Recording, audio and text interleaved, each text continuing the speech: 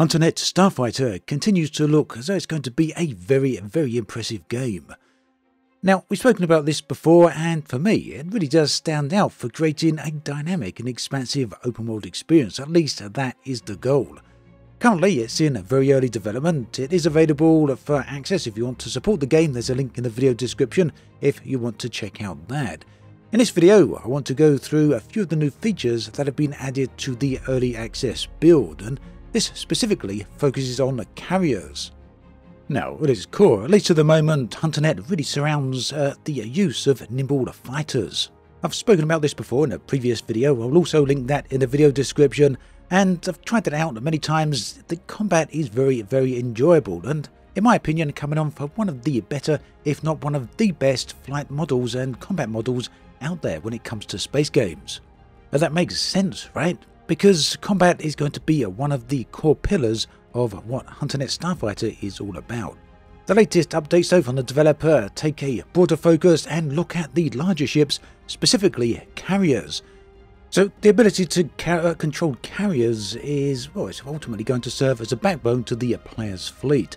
They will offer a platform for launching fighter operations and engaging in direct combat with enemy forces. Now, currently, the capability to pilot these carriers on the existing build for the game is restricted only to the developer, but that's something that will change in time. For now, the focus is on really building and improving and getting all the basic essentials in for carriers so that they can form an essential part of the game. You'll see throughout this video that there's a lot of different things in play, such as physics that account for collisions and movement. Specifically, you'll see one of the carriers ramming another. But perhaps one of the more interesting things about carriers is that they don't just exist in space on their own. What will happen here, one of the ultimate aims, will be for the ability for players to land their fighters onto the docking bay of the carrier and then take control of these massive ships themselves. The ships will be at least as large as Star Destroyers from Star Wars. And to be perfectly clear, right now at the moment, apparently the models for the carriers are placeholders. We're going to see some improved models, some the final versions, I guess, coming at some point in the future. Now, of course, when you introduce ships as large as these carriers into a combat game, it really, well, balance really becomes an important focus. So, with that in mind, one of the things the developer really wants to look at is carrier versus carrier combat. Now, with that in mind, one of the things that the video did show off was the control of turrets on these carriers. Players can simply jump into a turret and get directly involved in some of the action. And obviously, that means that some of these turrets are going to be very powerful indeed. But keep in mind that there is going to be some trade-offs. You can use these massively powerful turrets or pilot a very fast and nimble fighter. Two very different playstyles. That said, the carriers themselves ultimately are going to be very fast, about to travel at 7,500 meters a second. And that in turn leads to another very important point. On a test server, these carriers will be able to travel to any point in space under their own power. They won't need to depend on jump gates, although they can use them if they so choose to conserve fuel.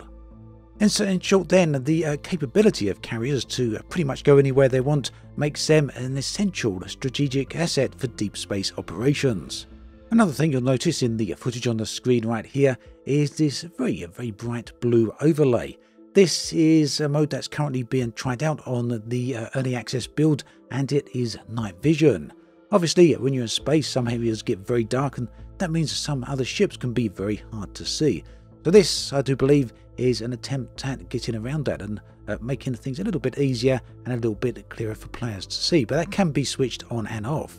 So ultimately then, carriers do still have quite a lot of work left to do on them. As said, these are the placeholder models, but in terms of gameplay surrounding them, there is more work, more interesting things to come.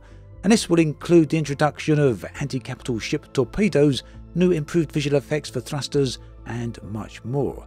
They're updates that really aim to expand the gameplay, improve the whole overall experience, and introduce new tactical elements to both the carrier as well as fighter operations, because obviously introducing massive ships like this into the gameplay arena is also going to have an impact on how fighters play out as well. So there we have it, a very brief video for today. If you do want to see more on Hunternet Starfighter, do check out the official video from the developer, which is linked into the video description. That is somewhat longer than this one and contains a few more details as well, so you may want to check it out.